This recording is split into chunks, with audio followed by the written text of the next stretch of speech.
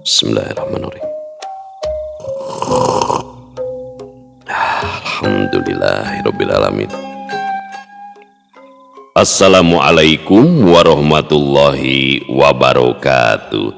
Sampurasun wargi dulur baraya sadayana tepang dangudi sareng simkuring Mang Ian kidemang gunung halut ya geningan anu pangkasepna nya anu manis nu kempot cek maya. Dina acara anu maneh nyaeta dongeng Sunda. Dongeng zaman kiwari ala kiwari anu nyarioskeun lalakon kahirupan mangsa bihariatan api kabaheulaan.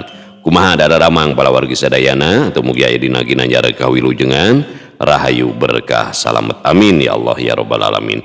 Dina waktu ieu simkuring sejanaraskeun hanca anu katunda dina pedaran dongeng anu judulna Pegat Kapakan bagian anu kadua karya Kang Cepi Setiawan atanapi Kang Ari Salse. Bari panyelangnya ieu mah tina dongeng Dewi Sekartaji sareng saninten Mas insyaallah bakal diteraskeun panginten kamari teh antawisna lebeti damel sawal janten anjeunna Kang Rompis teh sebagai konsultan teknik sipil tangtosna janten naon teh ngabrek gitu pada mulanana teh kasibukan anu luar biasa gitu sehingga waktosna fokus leres-leres dina damelnya urang doakeun ku urangnya sing dilancarkeun pada mulanana oge saingalna aya waktos luang kanggo neraskeun hancan ku urang di antos-antosnya dina karya Kang Rompis. Tayina orang itu tak can di-upload dongeng teh seleresna bersambung Pegat Kapakan teh nya sanes carpon. Tak kumargi kitu ayo urang sami-sami ngalajengkeun ieu lalakon Pegat Kapakan bagian anu kadua karya Kang Cepi Setiawan nya atanapi Kang Ari Salse. Namun satacana dilajeng kade ulah hilap nu tacan subscribe kana YouTube na simkuring nya. Aya 3 YouTube deh dongeng Sunda Mang Ian, YouTube na kisah tanah Sunda sareng Kidemang Gunung Halu nya. Oke ulah hilap di like, di komen sareng di share nya. Pokona manu teu komen budug. Sareng kumargi da simkuring ngadongengna sanes dina radio ieu mah etang-etang ngamumule seni budaya basa Sunda di zaman kiwari saumpamina ngaros kahibur ku pedaran dongeng simkuring. Ras hoyong apresiasi tiasa nyawer takana nomor dana ieu nya. Sabaraha we 2000 we saikelasna we nya etang-etang parkir we wes. Atau nu parantos subscribe-na atuh pamugia sing tiasa janten rencang nu ngahibur kepala wargi sadayana nya kanggo ibu-ibu bari masak nyeuseuk gegerohna kanggo bapak-bapak bari nyantai nyi kopi siapkeun ci kopina nya. Oge di padamelan di tempat konveksi bari ngajait motong berasna di tempat cukur asgarna di perjalanan di pasar di pabrik di kantor pokona makum kadulu-dulu nu aya di lembur barayan nu aya di kota oge di pangumbaraan. Kumargi teu sakedik wargi-wargi urang nu aya di luar daerah bahkan luar negeri sok mararanco dina dongeng Sunda Mang Ian teh janten lencang damel landong katineung cenanya langkung raos disambungkeun kana speaker aktifnya speaker bluetooth gitu ngageleger. Supados teu nyangklong tingkana waktos hayu urang sami-sami ngalajengkeun ieu lalakon Pegat Kapakan bagian anu ka 2 karya Kang Cepi Setiawan. Mangga kaparayun sadayana wilujeng ngadangukeun prung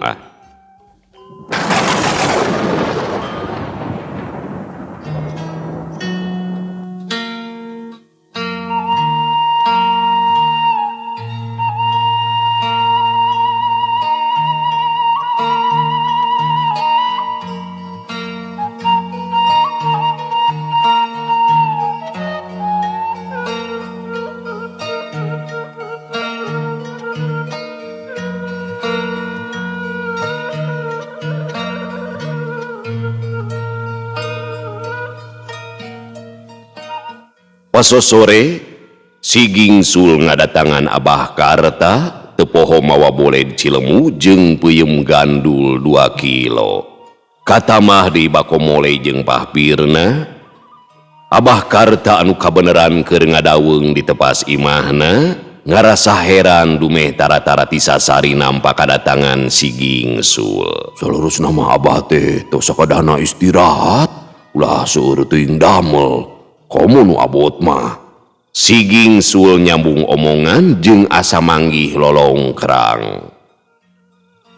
Ya Abah teh geus kolot kahayang mah kitu teu loba gawe ukur ngasuin cuwe bari nunggu waktu anu teu tangtu. Bah Karta ngaharu. Tah, maksud abdi ka dieu teh aya picariosun ieu teh. Ceuk si Gingsul bari ngageser silana tuluy ngadeuketan. Masalah naon, Jang? Balaka we mun sakirana rek nginjem duit mah, abah teu boga. Temal Abah Karta tokblak bari ngisedkeun silana ngajauhan. Sanes eta bah, ieu mah perkawis tarawehan. Ceuk si Gingsul bari ngangsrod silana ngadeuketan deui. Oh, nya kumaha kitu? Memang tadi puting abah teu bisa datang. Nya kitu teh apa nyakit nu geus kolot? Abah teh ngadadak teu walakah. Walon Bah Karta kituna teh bari kuram kireum jeung ngabalieur. Eraeun teu wasa balaka pedah ngalaman kamerkaan basa buka puasa. Tadi wengi nu janten imam di masjid teh abdi bah, eta oge nyuhunkeun dihapunten pisan. Wire abdi tos kumawantun. Si Gingsul ngomong kalayan Ajri. Guningan, Jang Gingsul anu jelangan abah teh nya. Atuh nuhun ujang. Bah Karta marah mai. Muhun bah, sakali deui hapunten. Rumaos abdi mah sakedik pangarti. Jauh tange pami dibandingkeun sareng abah anu jero ka nyaho Jembar Panalar. Luhung ku ilmu parmu sareng hade jampe pamake. Si Gingsul muji-muji, sedengkeun Bah Karta ngarasa sugema ngadengena nepikeun karbeh liang irungna. Si Sujang mah sok ka mana wae. Ceuk Bah Karta bari nepak tuur si Gingsul. Tah, maksud abdi ka dieu teh oyong ngajengkeun diri janten imam masjid. Teu sawios sok sanaos janten imam cadangan oge. Nu penting tiasa ngagentosan abah saumpami kaleresan aya wagelan sapertos kamari supados masjid tetep aya imamna. Atuh ieu mah boleh disareng puyum kamu abah sesepunana oge aya nyangakeun etang-etang ngaraosan kaleresan abdi wangsul ti dayu. Ceuk si Gingsul bari ngasongkeun babawaan. Nyogok eta teh nya kedah yang jadi imam. Atuh eta mah masalah gampang, Jang. Jeung barina oge teu kudu barang bawa sagala rupa. Nanaonan Temal Bah Karta bari nampanan kerese tuluy ningali eusina. Abah Karta kaala hatena antukna nya tujuan kahayangna si Gingsul. Manehna janji sejamu nur laun tina jabatan salaku imam besar di lemur sengklek. Ngan salila si Gingsul jadi imam keur samantara waktu bakal dibarengan heula itung-itung pangaping cenah. Saterusna nepikeun pamenta mun seug aya nu ngondang ngadua dina hajatan eta keukeuh bagian manehna. Si Gingsul unggeuh laju ngajak sasalaman tanda satuju.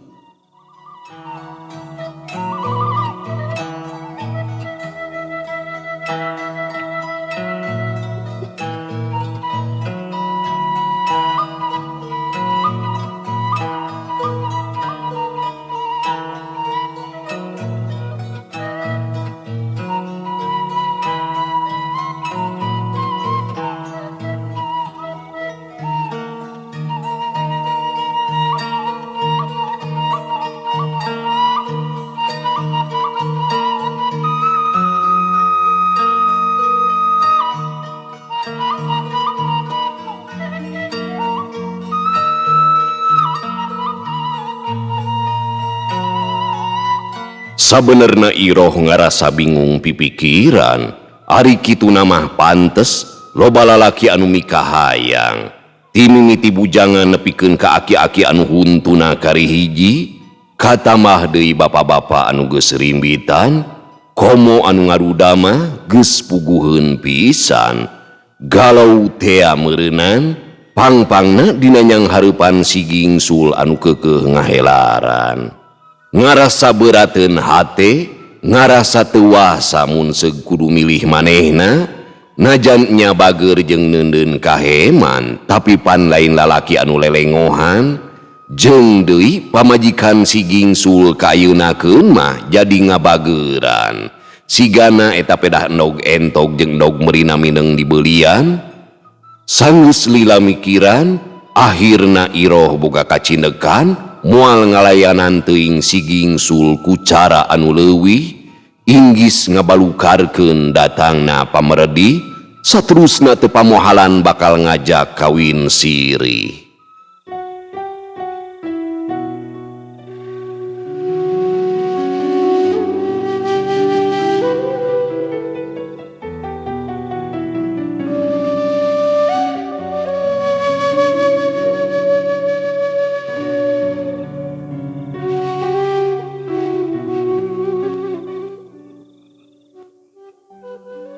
Implengan Iroh kakalayangan, mabur jauh di tungtungan ku rumahu. Bingung temangih tungtung, kieu salah kitu lain. Loba lalaki anu teu sirik ngantri, milih mana hayang mana. Lain harti rayungan puguh mah teu leupas tinimbangan. Kuniang cengka tina gogoleranana, blak muka janela kamar, puting harita bulan keur meujeuhna mabra, tayoh nama purnama. Dina lawang jandela Iroh nanggeui gado bari nyawang jauh ka awang-awang leleb dina lamunan. Breh mangsa katukang narembongan, sono hayangeun hirup di zaman budak jeung ngalaman bubudakeun deui. Berebei cipanona ngalembereh mapai pipi, inget kadirina bangun anu diteung-teuinganan dina nyorang kahirupan, ngarasa dibelikan nasib, digendir takdir.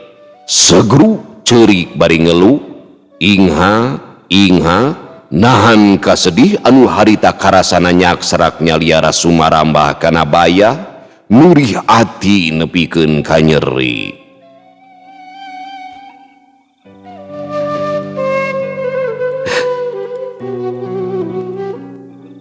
Kikiting nasib teh ngalaman jadi randa, padahal mah kahayang mah sarua hayang kawas nulian, rumah tangga bisa langgeng. Gusti,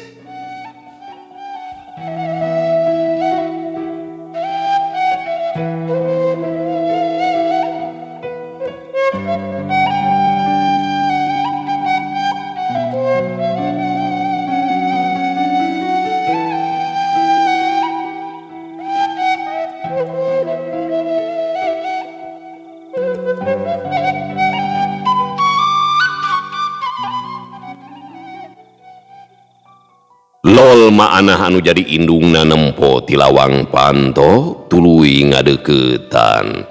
Iroh teu sadar aya nu nangtung di satukangeunana, ma'anah mencerong nyidik-nyidik bari kerung, teu apaleun mun anakna teh keur ceurik nahan kasedih, da puguh ma'anah mah kurang denge alias torek. Dina pikirna Iroh teh keur seuri we nyikiki, pedah remen manggihan sok anteng macaan status jeung mairan Facebook dina HP bari jeung cecengiran. Geus peuting nyai, geura sare ulah ngomel wae HP. Ceuk ma'anah bari ngusap buuk anakna deudeuh nakeranan. Iroh reuwaseun gura giru nyusut cipanon samemeh nembal indungna.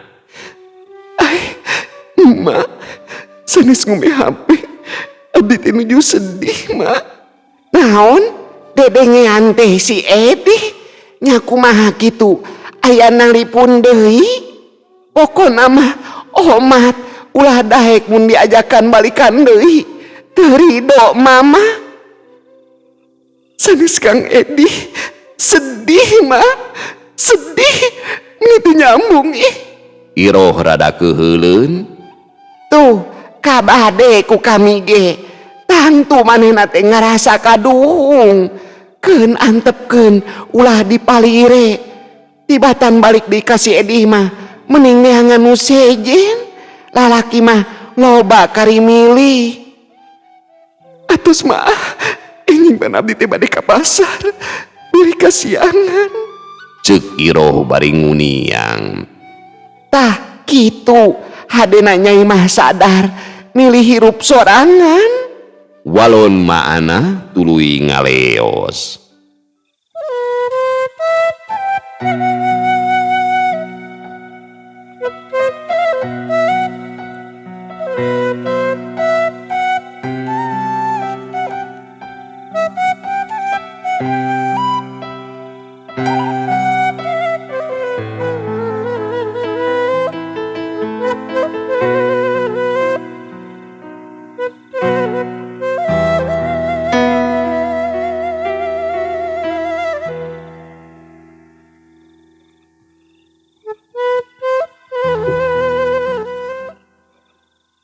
Saditinggalkeunana kumaana, Iroh anger teu bisa sare. Nangkarak bengkang melong lalangit kamar, ngaherang ngalamun deui. Ras inget ka si Medi urut kabogohna baheula samemeh kawin ka Edi, blenye imut sorangan. Zaman harita keur mangsana sedeng birahi, rumaja ngaranna. Jika dina film India kungsi silih gonjak jeung silih udag di sisi susukan sawah lebak, silih simeuh nepikeun ka jibereg base, balik ka imah dicarekan kumaana, Iroh teu wani nembal, ukur bebeja labuh nyuk surukana kotakan pedah ti kosewad tina galengan.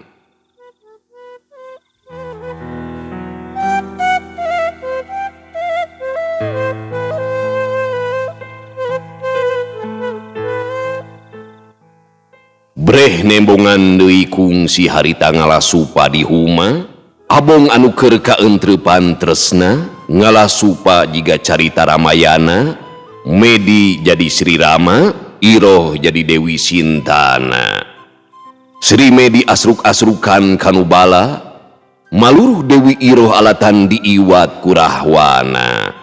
Padahal Iroh mah ukur ngedepong di kolong saung ranggon, kapangiso teh peda anu boga huma datang bari adat-adatan, pare keur meujeuhna rampak di galaksa, si Medi kasieunan lumpat babaladas motong kompas, brug nangkuban blak nangkarak, sukuna ngait kana areuy, labuh nyuuh nepikeun ka nyengir, kuniang deui satuluyna ngabecir, poho we ka Iroh anu tita tadi diteangan kokotetengan, sedengkeun Iroh ditewa ku Aki Juha anu boga huma, supa beunang ngala dipenta dijadikeun barang bukti pikeun nungtut ganti rugi. Iroh seuri koneng kagugu ku polahna mangsa harita.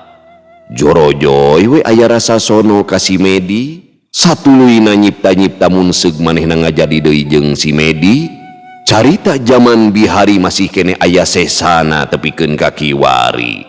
Najan rikip kasimpen jeung kasidem dina ati, ongkoh pegatna teh teu puguh alesanana, harita si Medi amitan nyaba ka kota, rek neangan gawe jeung pangalaman cenah mah. Najan berat, Iroh teu buru ngidinan, kitu deui si Medi ngarasa kapaksa dina ninggalkeunana teh.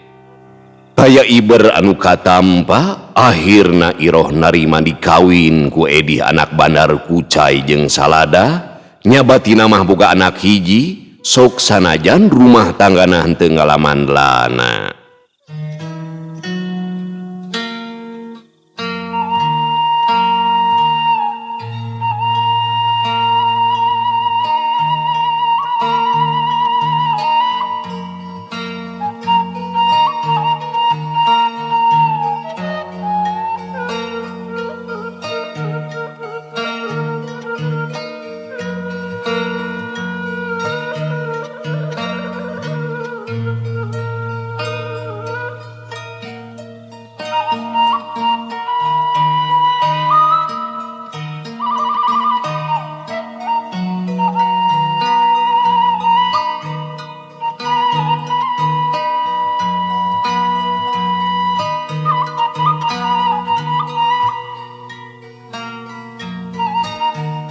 Dina peuting anu sarua di tempat anu beda, meureun anu kieu anu disebut terus rasa teh. Si Medi anu keur dipikasono ku Iro ngadadak kuling gasahan, hese sare teu bisa nyorang alam impian. Biasa nama teu kaop manggih bantal, sok tuluy ngaguher nepikeun ka ngelay. Sagala cara geus diajaran, nang karak ngadonting sareak, nang kuban tepuguh pipikiran, nyangigir kalah nyengir nempo sireum anu ngagogotong langir, ngajaran nonggeng tapi teu lila, alatan nyerieun cangkeng. Tuluy nguniang ngajaran pinah enggon, gogoleran di tengah imah tapi teu matak betah. Sup kagoa eueuh anu merenah, leos ka dapur apes kalah tidagor nepikeun ka buncunur, ngajaran ngagoledak dina amparan samak bet karasa nyerieun awak. Si Medi ngahuleng sakedeung, tring manggih akal, samak diamparkeun dina kursi tuluy dikedengan, tapi keukeuh teu bisa meureumkeun panonna. Jadwal teh, meni hese-hese teuing ti bangrek molor oge nya, ceuk si Medi bari gagaro sirah. Sagalana diajaran samalah ku cara anu kasebutna kaitungparna, dasar si Medi pedah bayeung yang nyered ranjang dipindahkeun ka kamar mandi, deket jeung cai tangtuna beda hawana, kitu pamikirna. Ngan teuing kunaon sarena mah dina amparan samak dikolongeun ranjang, asli ieu mah teu asup logika pisan, tapi si Medi memang kitu adatna, loba akal bari jeung sok mahiwal. Masih keneh teu majenun, akhirna si Medi diuk ngalamun, nginget-nginget bisi aya nu salah, tuluy nguniang ngaleos ka kamarna. Lomari dibuka nyokot catetan, dina kaca buku anu kaselapan, didinya manehna kungsi tutulisan anu dijudulan Tibra ku cara basajan. Eta catetan teh dibaca imeut pisan jeung dilenyepan.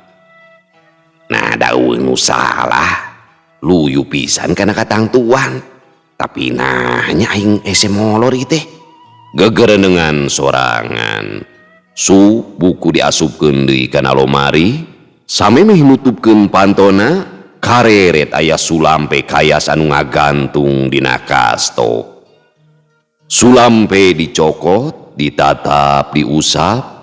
Sulampe teh sapu tangan baheula mah nya, pun ari bobogohan baheula mah sok kitu urang teh nya, tanda matana teh sapu tangan. Celengok dicium bari jeung dibawa leuleumpangan.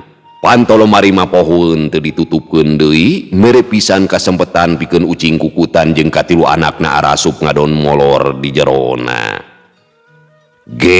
Si Medi diuk dina kursi di tepas imah, sulampe keukeuh dinang nanengne, mangrupa sulampe pamereti iroh baheula, mangsa jadi bebende.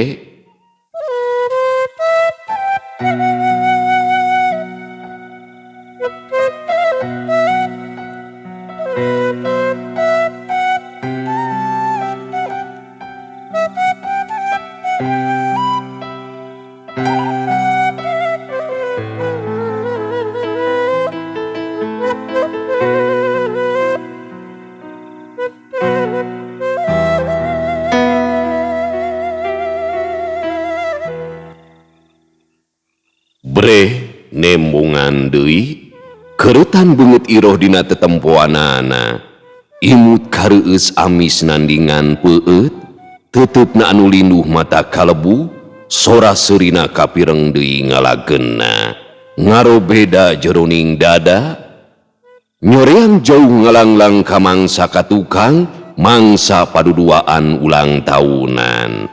Si Medi hayangeun siga batur, dina raraga nincak umur anu ka-17 ngagelar acara niup lilin sagala rupa. Tungtungna dumasar kana cara jeung kamampuanana. Pasosore janggian, si Medi ngadaguan di saung sanggeus ngarit minuhan carangka, teu lila iroh datang. Kabeneran deui diidinan ku indungna sabab nyieun alesan rek tunggu pare. Si Medi ato cengar cengir sorangan, teu sadar leungeun ngusapan tungtung aritna. Aduh, ya doal teh. Burial getih keluar tuluy dikenyot. Nyai, Akang, Temal Iroh bari ngagelenyu. gening, cacanakan. Tanya si Medi bari nunjuk ku gado kana jingjingan. Pan kanggo ulang tahunan Akang. Ih, mending ngarepotkeun atunya. Henteu, demi Akang apanan? Ceuk Iroh bari ngiceupan.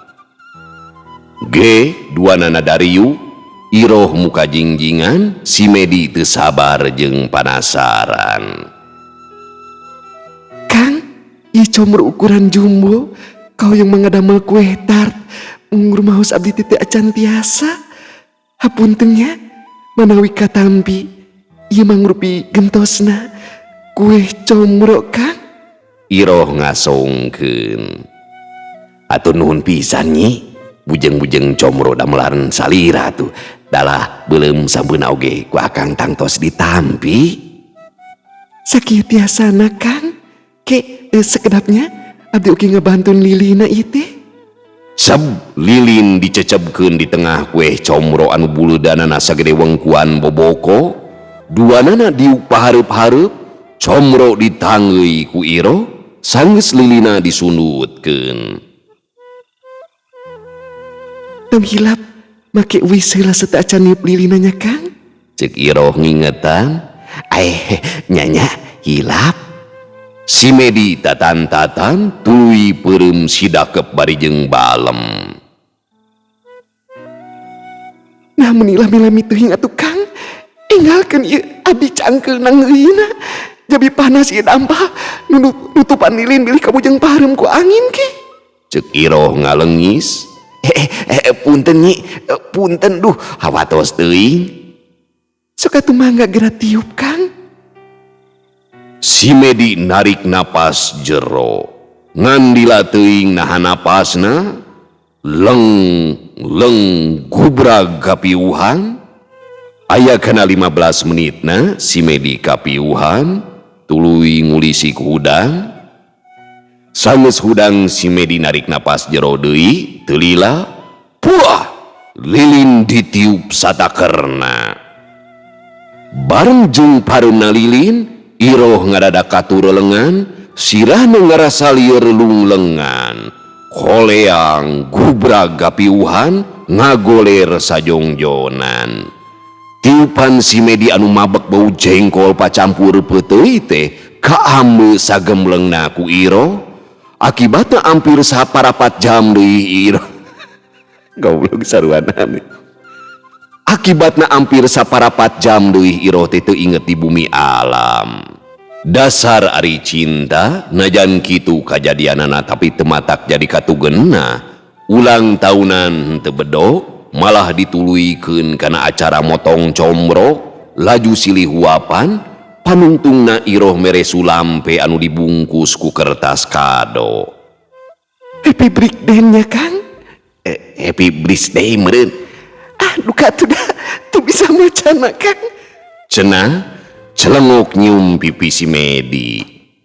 Gubrag si Medi ragrag tina korsina, kaloleban kulamunan tepikeun ka teu sadar diukna timir teuing, labuh nang karak bengkang, leungit saharita endahna lamunan, kaganti ku marurung dumeh cungcurungan notog pisan kana ubin. Kuniang hudang, manehna muringis nahan kanyeri. Aduh, jadol deh. Cek si Medi, sukuna rikatnya pak korsi, jedak. Aduh!